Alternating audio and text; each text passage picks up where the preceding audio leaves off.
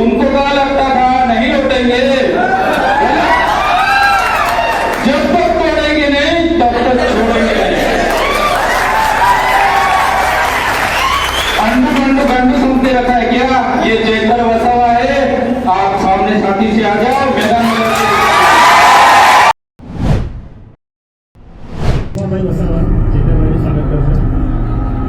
વૈષ્ણવભાઈ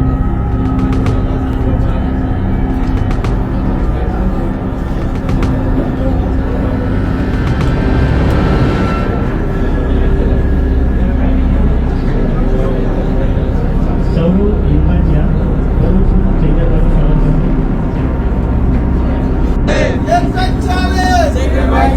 ચૈતરભાઈનું આગે बढ़ो, हम तुम्हारे साथ हैं. ચૈતરભાઈનું આગે बढ़ो, हम तुम्हारे साथ हैं. हम तुम्हारे साथ हैं.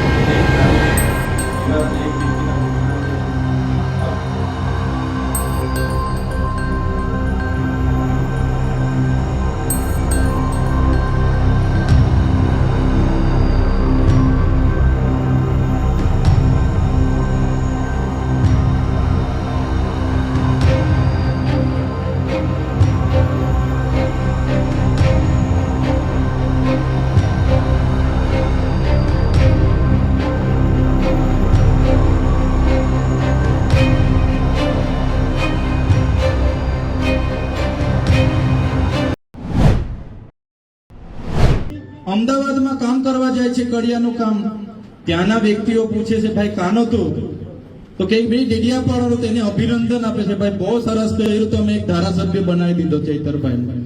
એવી જ રીતના તમને પણ, એવી જ રીતના આવનાર દિવસોમાં ગુજરાતના લોકો તમને પૂછવાના છે ભાઈ ક્યાંના તમે કહેશો ભરૂચના, એટલે તમને બેસાડશે, પાણી પીવડાવશે, ચા પીવડાવશે, તમને ખભો દબડાવશે. બહુ સરસ કર્યું ભાઈ, તમે ચૈતરભાઈને સાંસદ બનાવી દીધા. આ કામ તમારે કરવાનું, શાબાશી આપશે ગુજરાતના લોકો. આજે હું ગાંધીનગર જાઉં છું, કાર્યાલય મારા જતા પહેલા અડધો કલાકથી લોકો વાટ જુએ છે. વિધાનસભામાં બોલું છું, ઘણા લોકો કોઈ પણ પક્ષમાં હશે છતાંય આપણી સાથે એ લોકો આવે છે, બેસે છે, સાંભળે છે, કહે છે કે બહુ જ સારું તમે લડો છો. આવનાર દિવસોમાં ભરૂચનું નામ પૂરા ગુજરાતમાં, પૂરા દેશમાં લેવાના છે. અને એ ક્રાંતિના સહભાગી તમે છો, એ ક્રાંતિના સૈનિક તમે છો. એટલા માટે અમે આટલી મોટી પાર્ટીઓ સામે સંઘર્ષ કરીએ છીએ. એટલે મિત્રો, આવનારો સમય જેમ જેમ સૂચના મળશે તેમ તેમ સમય કાઢજો. 2 મહિના તમારે સાચવી લેવાના છે, મહેનત કરી લેવાની છે. ચોક્કસ આપણે ભરૂચ લોકસભા આ લોકો 5 લાખથી જીતીશું એવું કહે છે ને, આપણે કહેવાનું ભાઈ અમે 50,000 થી જીતવાના છે. છાતી ઠોકીને કહેવાનું, અમને 5 લાખ બધાની જરૂર નથી, 50,000 બહુ થઈ જશે. કહેવાનું ભાઈ અમે 50,000 થી જીતવાના છે ને જીતીશું. આપણે જોઈ લેજો, 50,000 થી આપણે લોકસભા જીતવાના છે. તો મિત્રો, ખૂબ જ આનંદ થયો તમને બધાને મળીને.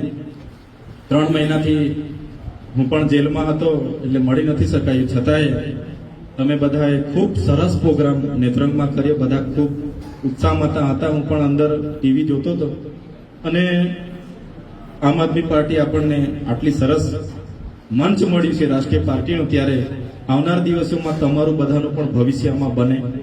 આ મંચ થકી સામાન્ય લોકોના પણ આપણે કામ કરીએ, સેવા કરીએ.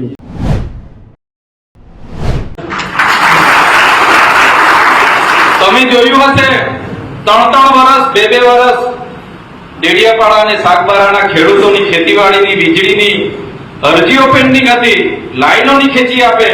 આપણે જીબી ને કાળું મારવા ગયા, કદાચ તમે મારો વિડીયો જોયો હશે. તાત્કાલિક આ વર્ષમાં જ એમને એ તમામ અરજીઓમાં લાઈનો ખેંચી આપવી પડી અને ટીસીઓ પણ મૂકી આપવી પડી. બસ માટે અમે આંદોલન કર્યું હતું. બીજા જ દિવસે 15 બસો અમને એક્સ્ટ્રા આપવામાં આવી હતી. દવાખાના માટે અમે આંદોલન કર્યું. જે જૂનું દવાખાનું હતું, મેં કીધું સોમવારે દવાખાનું નહીં ચાલુ થશે તો આ ચૈતરભાઈ વસાવા એમની ટીમ આવીને આ દવાખાનું ચાલુ કરશે. શનિવારે રાતે એમને ચાલુ કરી દેવું પડ્યું હતું. તો જ્યાં પણ કોઈ વ્યક્તિ સાથે અન્યાય થાય છે ત્યારે આપણે એની સામે આપણા હક માટે લડવું પડે. નમાલા થઈને બેસવાથી કઈ નથી.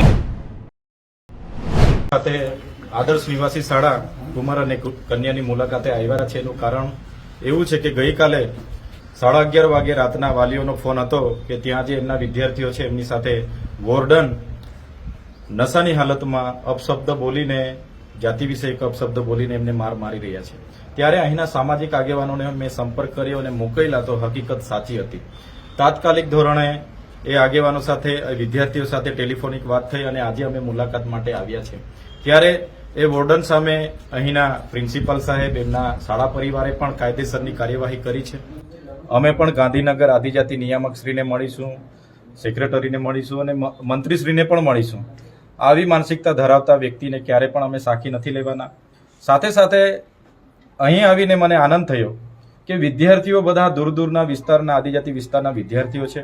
એમનામાં એક તમન્ના છે, કંઈક કરી છૂટવા માટે એ લોકો મથી રહેલા છે. એટલે એમને પણ અમે કીધું છે આ સમય ભણવાનો છે, સામે પરીક્ષા છે, એટલે ભણવામાં ધ્યાન આપે, મનોબળ એમનું તૂટે એ અમારા પ્રયત્ન છે. સાથે શાળા સ્ટાફને પણ અમે કીધું છે અમે બધા તમારી સાથે છે. અને શાળા સ્ટાફ, શાળા પરિવાર પણ ખૂબ સરસ છે.